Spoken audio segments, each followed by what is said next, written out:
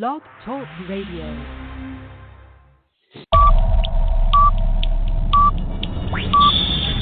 10, 9, 8, 7, 6, 5, 4, 3, 2, 1, 0.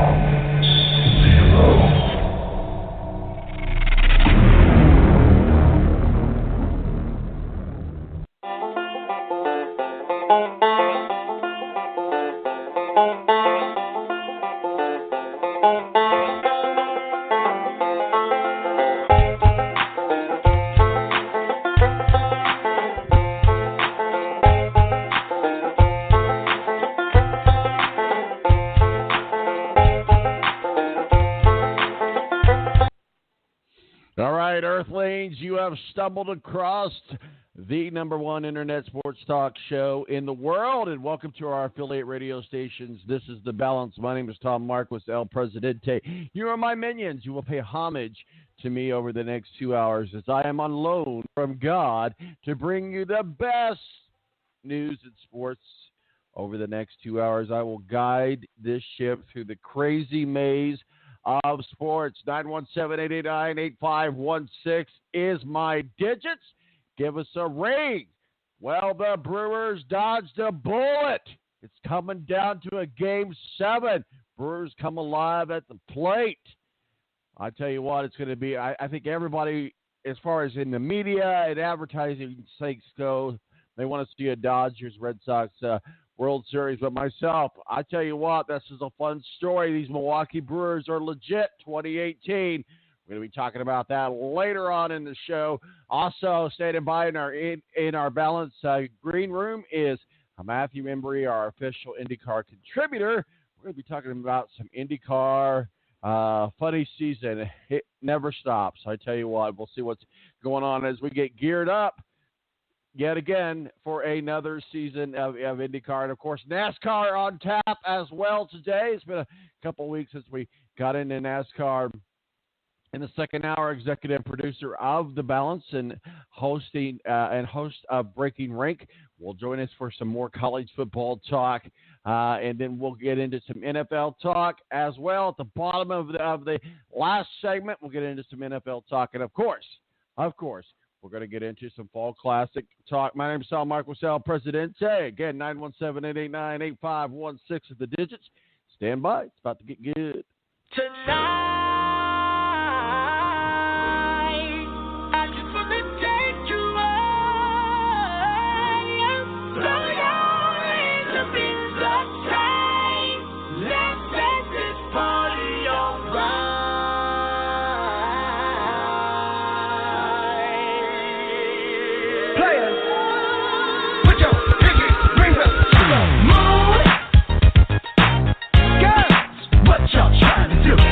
The Air National Guard is a reserve component of the United States Air Force and serves alongside active-duty Air Force members in times of a national crisis. In addition, the Air Guard serves the state and local community in a wide range of capacities. The reason people join the Air Guard is as diverse as our members and includes such reasons as a deep desire to serve their country, money for college, travel, new job skills, and the pride that goes along with belonging to the greatest military organization in the world. I joined because I felt a calling to serve my country, but I didn't want to be far away from my family, so the Indiana Air National Guard was a perfect fit for me.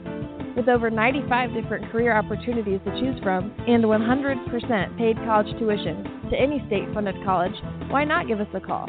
Call 1-800-841-3103 or visit online at goang.com to find out more. Again, that's 1-800-841-3103. The Air National Guard, guarding America, defending freedom.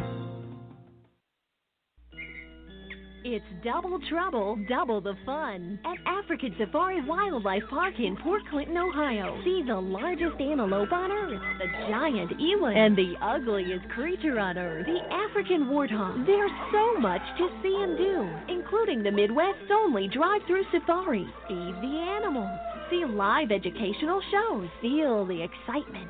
Have your picture taken with a python or cockatoo. Feel the adventure. Shop the Symbol Lodge gift shop with items available from around the globe. Visit the snack bar or picnic facilities. Enjoy a pony or camel ride. Or cheer your favorite porker on to victory in the famous Pork Chop Down. Bring your family to see the rare and exotic animals at African Safari Wildlife Park in Port Clinton, Ohio. Just take Route 2 to the Route 53 North exit and follow the sign. Only 17 miles west of Cedar Point via Route 6. Open every day, rain or shine. When you don't go to Geico.com, car insurance can be confusing. Like Swedish techno confusing. Bark, bark, meow, meow. Dance with me, purple cow. Bark, bark, meow, meow. Ooh, you lovely cow. Geico makes it easy. With 24/7 access, all you have to do is go to Geico.com and you could save money on car insurance. It just makes sense. Unlike, Dance with me, purple cow. I like your moves. When you don't go to Geico.com, car insurance can be hard. Like early 90s heavy metal hard. I'm yelling and screaming and I'm loud. Roar. Geico makes it easy. You can review and update your policy or report a claim on Geico.com or the Geico mobile app. Because shouldn't we all have a little less stress in our lives? I'm not even upset about anything.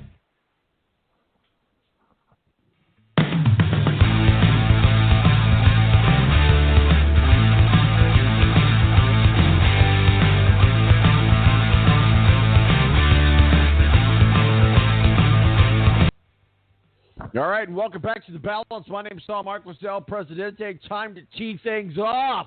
We're joining us now is our official IndyCar contributor, Matthew-Embury. Matthew, how are you doing? We got some funny season information to talk about today. No Alonso Fernando in 2019. Our world comes crushing down, sir. Well, this, I don't know where this rumor started from this David Land guy.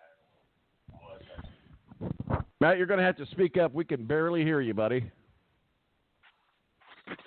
Yeah, I don't know what the issue was with that, whether it was David Land that started it or whatever the case was. But, yeah, I just didn't have much credibility to this happening. I mean, I played along with it as much as I could, but even my insiders were telling me the chances of it happening were next to nothing. Just the money involved, the scenarios involved to make this happen, it just was just too much to ask for at this point. I don't think, even though, IndyCar is making progress, keep in mind, IndyCar still does not have a title sponsor for 2019. The teams still are questionable whether they can expand, and some other new teams, whether or not they're going to join the series or not at this point. So ultimately, I think right now the best opportunity for Alonso right now is going to be another Indy 500 shot because the opportunities for part-time and stuff like that, I think, have gone by the boards, especially for a brand-new team because, yes, even though there is, still 5 months before the season opener in St. Petersburg, that 5 months could pass by real fast if you don't make plans and get everything done as far as testing and all that stuff and preparation. So just the scenarios just didn't work out well for Alonso to get this thing going for 2019. But if he wants to break out on his own and possibly find a ride for 2020, he's more than welcome to do that. But I just don't think McLaren's going to be involved in anything at this point. Matthew, do you think that Fernando Alonso has officially opened up the door to the crossover? For the Indy 500, I would say potentially yes. For a full season at this point, I would say no. Okay. Well, we'll have to see what happens. I think everybody, every IndyCar fan, and whether they admit it publicly or not, every IndyCar owner and team would like to see Fernando Alonso. Certainly IndyCar would like to see Fernando Alonso a part of it for sure. We got big news as well, do we not? Yeah, ECR has announced that of all people, Ed Jones, yes, the same Ed Jones who lost his ride at Ganassi is going to run the road course races in the number 20 Fuzzy's Vodka machine when Ed Carpenter does not run the road courses. And then, of course, Ed Carpenter will take over that car on the ovals. They have also announced that Scuderia Corsa, a team that was also talked about as possibly being a part-time runner in 2019. It looks like that's not going to happen, but they will pair up with ECR for an Indy 500 ride, so that guarantees that Jones will have a shot at the 500. I got to say, things have really dropped as far as Ed Jones' stock. I mean, this is a guy that 2 years ago finished third in the Indianapolis 500, seemed to be on cloud nine, got the ride with Ganassi, only managed 2 podiums during the 16-race season, and if you're running for Ganassi, I don't think that's going to be enough to keep your seat. Ultimately, Felix Rosenquist is going to get the Ted Carr ride this year. That left Jones without a seat, and now, of all things, he's not even going to compete in all the races next year. So things have dropped almost to rock bottom for Ed Jones. But, yeah, it's going to create an interesting scenario for us. And I think every time we're going to be doing the little things at Indianapolis during the month of May, I think we're going to keep messing up who's in the 20 car every race for whether it's the IndyCar Grand Prix or the Indy 500. So they just made it wonderful for us, didn't they?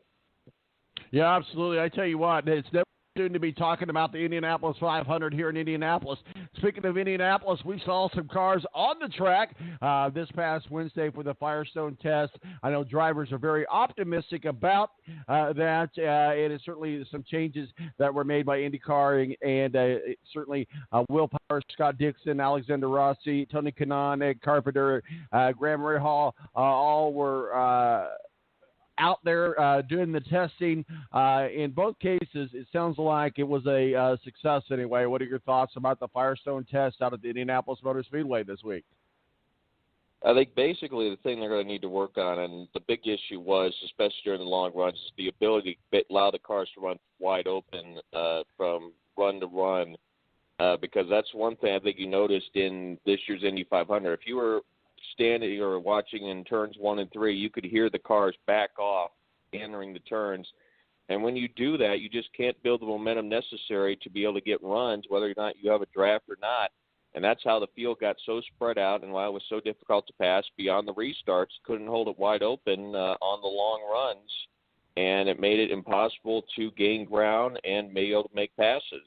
And hopefully that's one thing that's going to be fixed. Obviously, Firestone producing a tire that can last a fuel stint a little better, I think, is one thing that will help things.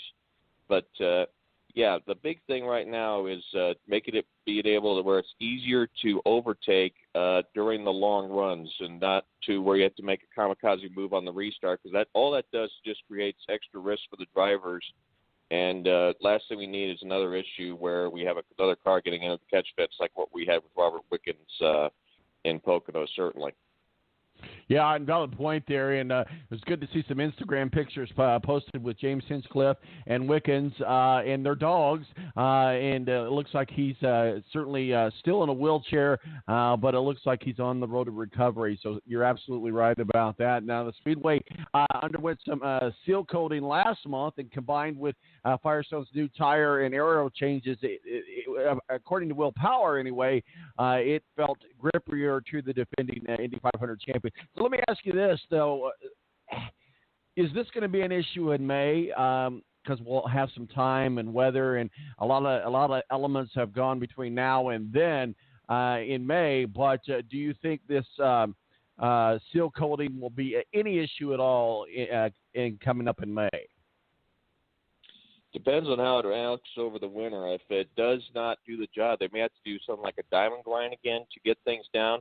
The big issue, though, is will that affect the stock cars when they come back? I think they seem to have the bigger issue with any kind of adjustment to the track, as shown by that tire issue they had several years ago.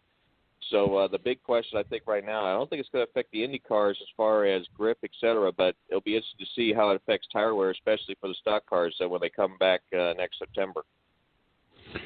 Well, I'll tell you what, we'll see what goes on. Obviously, they call it the funny season for a reason. As we go across the stables here in the 2018 funny season, anything stands out, anything you're looking at, anything you're watching? Obviously, this McLaren Fernando Alonso deal was something all eyes were on. Certainly, we talked a little bit about Ed Carpenter, but is there anything else going on inside the funny season this year in 2018? Well, the question, obviously, who's going to replace Wickens Schmidt? If I had to guess at this point, I'd say Carlos Munoz is one possibility. Corn looks like he's going to go with